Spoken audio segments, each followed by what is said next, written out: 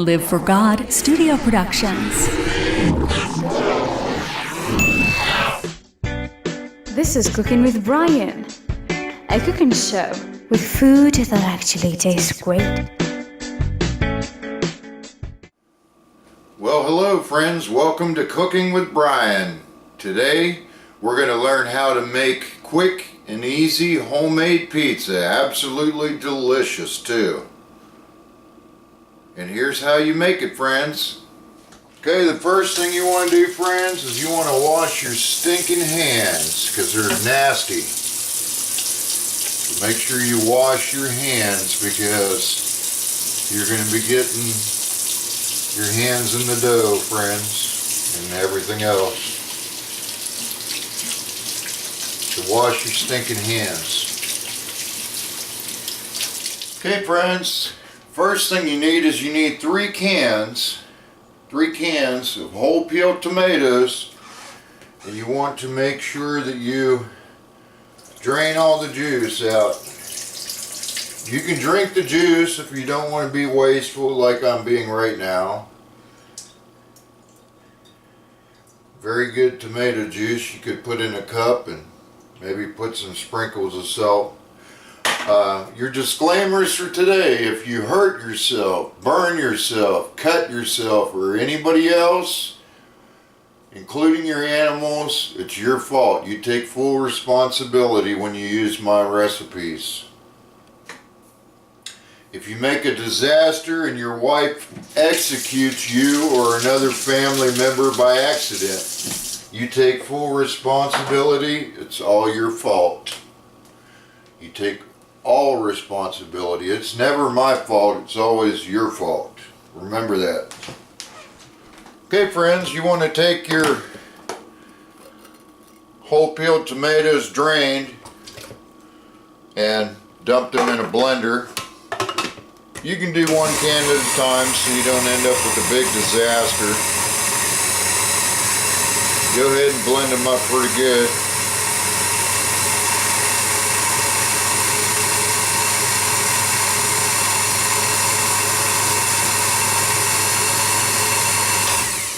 Okay, and you also need a pan, maybe a Dutch oven style pan, because you want one that's larger than what you're putting into it. So Dutch oven pan's fine. Just make sure you clean it later or your spouse might execute you, or they might execute one of your kids or somebody else thinking that they did it when it was you, because it's always your fault. On Cooking with Brian, it's always your fault.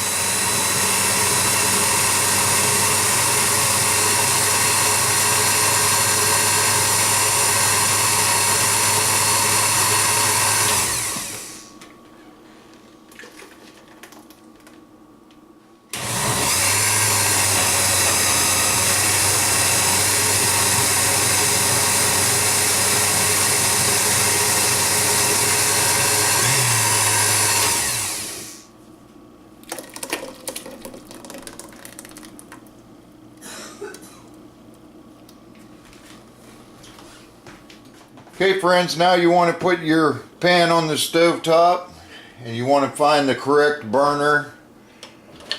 And just for starters, put it in the 6 o'clock position. Once it starts bubbling pretty good, if it starts splashing, turn it down to about the 8:30 position for the remainder of the time. And you want this to simmer for no less than 1 hour. You can cook it up to 4 hours if you like, but definitely more than 1 hour for good tasting sauce. Now for your spices, you need 4 spices: garlic powder, onion powder, basil leaves, and oregano leaves. That's the only 4. Well, I lied.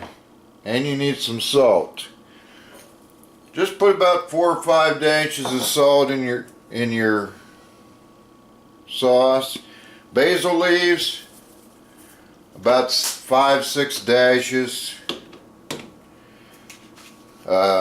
Oregano, It don't matter, about 8 dashes of oregano. Garlic powder, you don't want to go overboard. About 3 to 4 dashes. Onion powder, you can go heavier and put about maybe 8 to 10 dashes in there. Stir occasionally and cook it no less than 1 hour. A reminder for you, if you burn yourself or others, catch your house on fire, catch your stove on fire, you take 100% full responsibility. It's not my fault, it's yours. Otherwise, don't even follow my recipes if you're going to catch your house on fire. Hopefully you have insurance. Okay, let's simmer 1 hour or longer, friends. Okay, friends, you also need a pan, like a cookie sheet or something similar. Spray your pan, that way you don't have any disasters later. Okay, friends, the next thing you need is you need a large bowl. And if you have it available, a 2-cup measuring cup and a 1 cup. Real simple recipe, friends. First thing you want to do is just add about 4 dashes of salt in that bad boy. Now this is the part that can be a mess, friends. Okay, you want exactly 2 cups of flour. Don't make a mess, and I know you will. If you make a mess, it's your fault, not mine.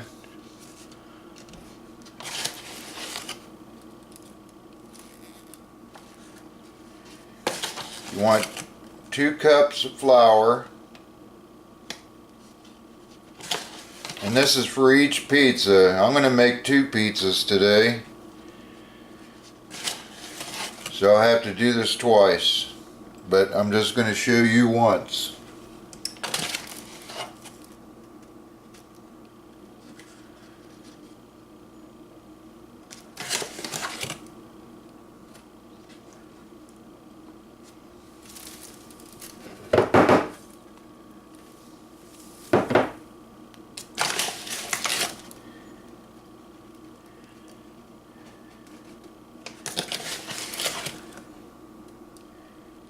Okay, friends, then you want to take your 2 cups of flour and go ahead and dump it in there with your salt that you already put in there.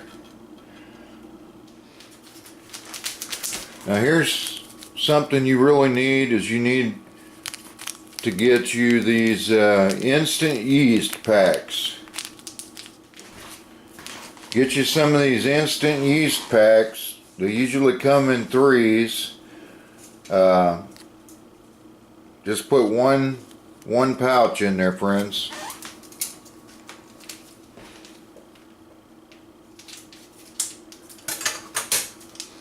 Go ahead and dump it in there.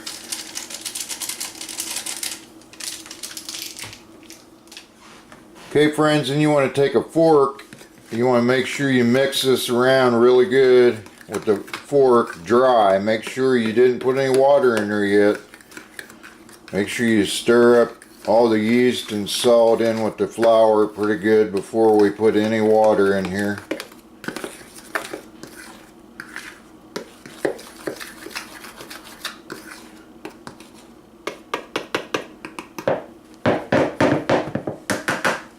Okay, friends, then you want to fill your cup with 1 cup of water. Exactly 1 cup of water.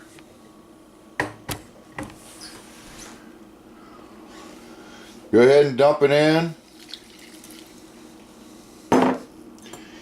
Now, some people would do this with their hands, but that's pretty crazy. Take your fork and just quickly stir it around.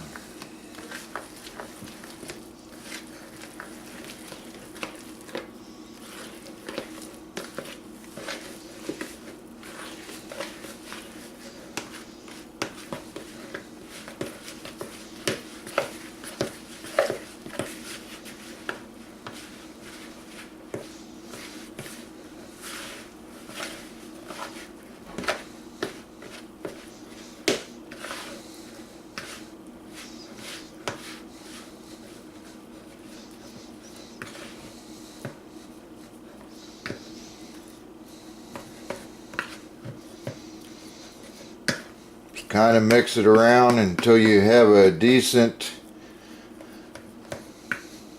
looking dough there. If you do it with your hands, you're going to have a mess on your hands that you're going to have a very, very tough time to get off. So friends, don't even go there. I mean, it just, you'll spend 20 minutes in the sink trying to get that crap off your hands, friends. And it ain't necessary.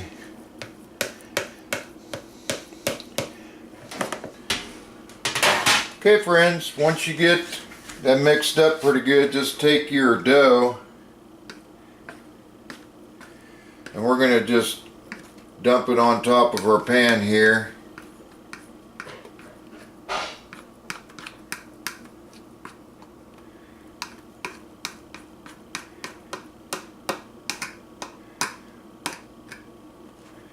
Now just let it sit there for about 15 minutes or so and let that yeast work a little bit. Okay friends, at this time you want to go ahead and preheat your oven. Preheat your oven to 425 degrees.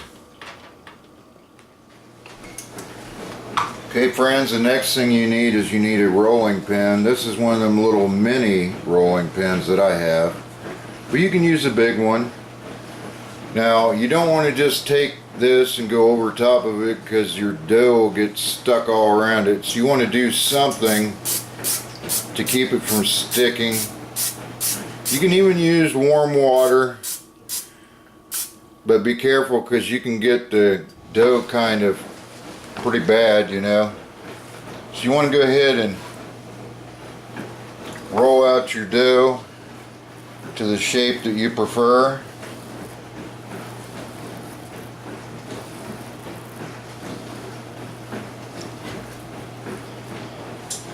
I'm going to make me a square pizza, kind of like the hometown favorite back home was DiCarlos Pizza. They had delicious square pizza that I loved.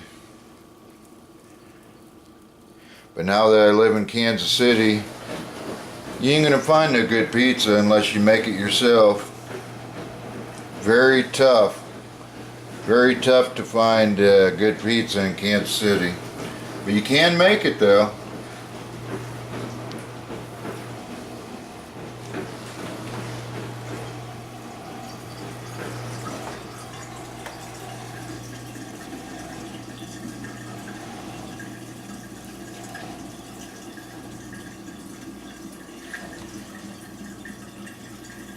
So you can shape this pizza however you want.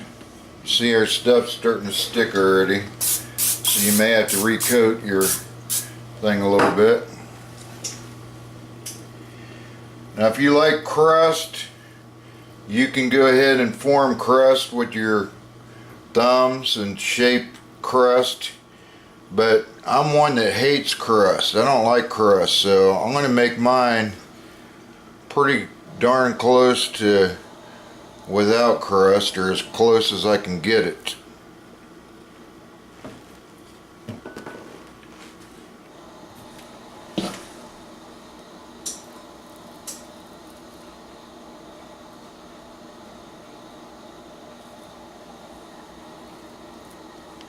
It ain't gonna be perfect, it's homemade, friends.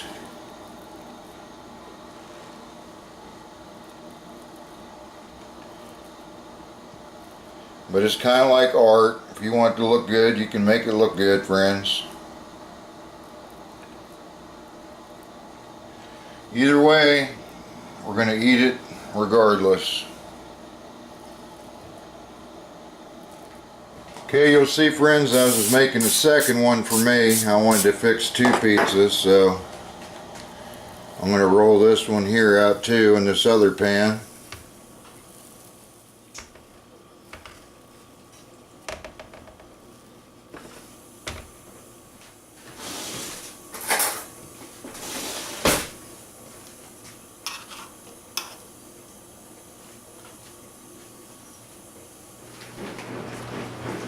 Okay friends, after your sauce has cooked for about at least 30 minutes simmering, go ahead and re-spice it.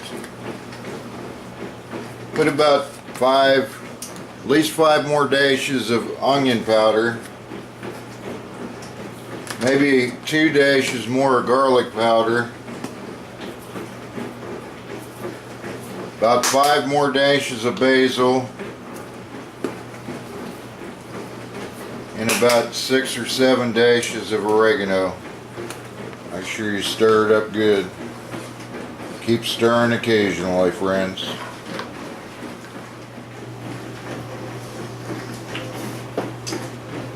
Okay, friends, go ahead and throw your dough in the oven. Set your timer for 12 minutes.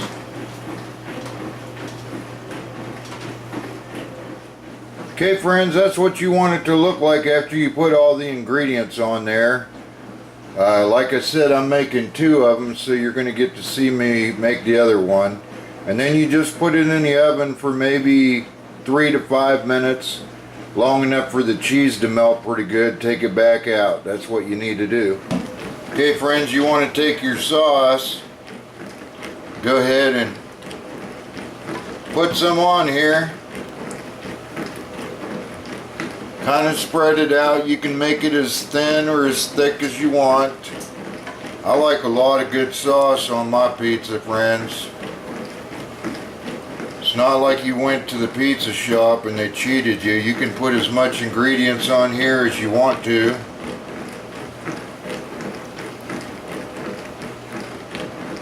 If you want crust, don't go all the way to the edges. But if you're like me and don't like so much crust, take your sauce a little bit closer to the edges. That way you have less crust or no crust. The only bad thing about doing no crust by going real far to the sides is you will have a mess on the pan to clean up later.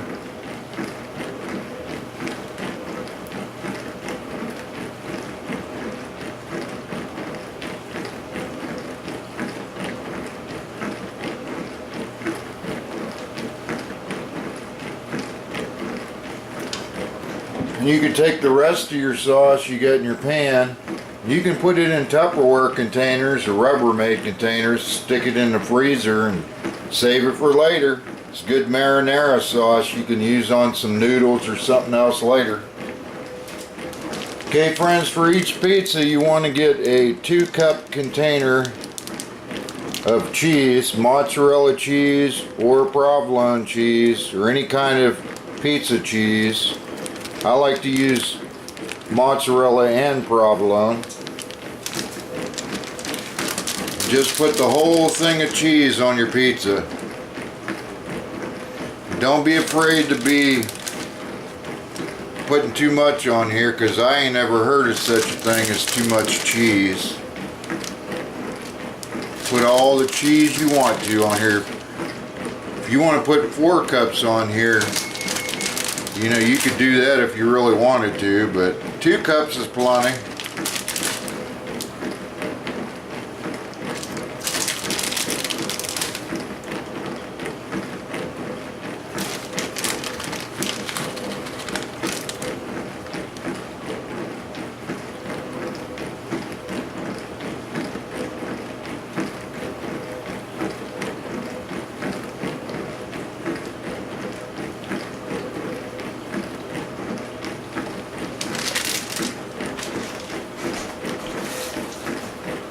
The nice thing about making your own pizza, you can put as much pepperoni on here as you want. You can put as little or as much as you want. You can add your own ingredients. If you want to put some onions on there, you can throw some like pieces of red onion on there or something like that. You could put some good old cooked ground Italian sausage. That'd be awesome on there. You could put some diced up green peppers. I don't suggest that you could put nasty, disgusting mushroom slices on here too. I don't like that stuff. And I don't like anchovies or whatever. Nasty fish. Who in the world ever thought of putting nasty fish on pizza? That's disgusting.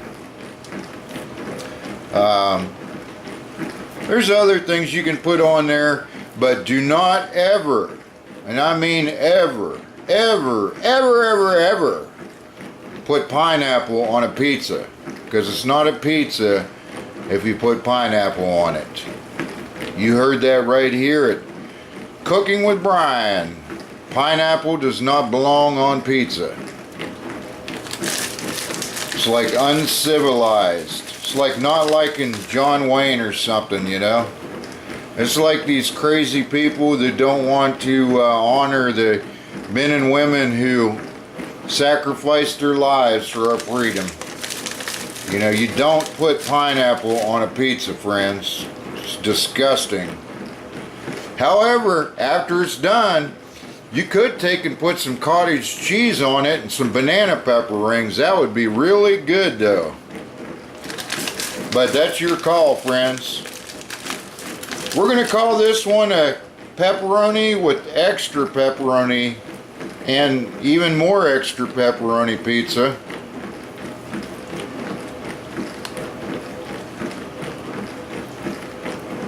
And we might just, yeah, we'll taste some pepperonis. Tastes pretty good.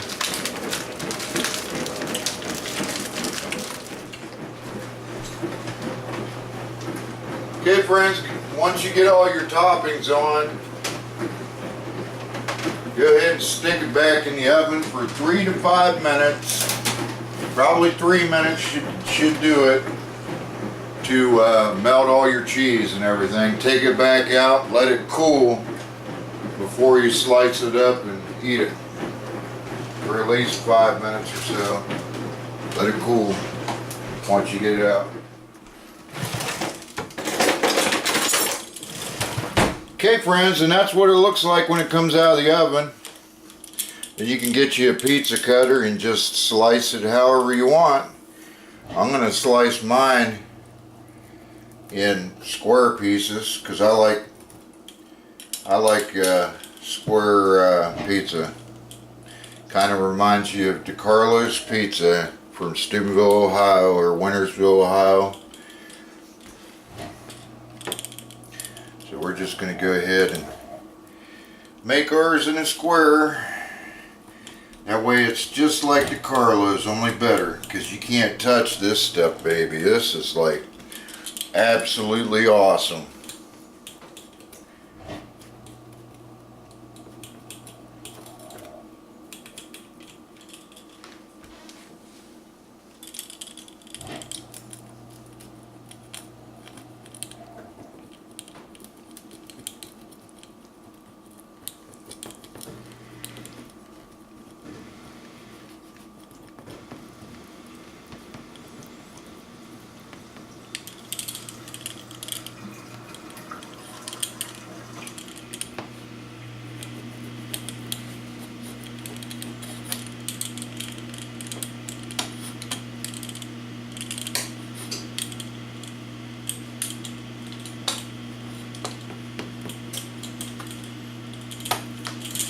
There you go, friends. Looks just like DiCarlos Pizza.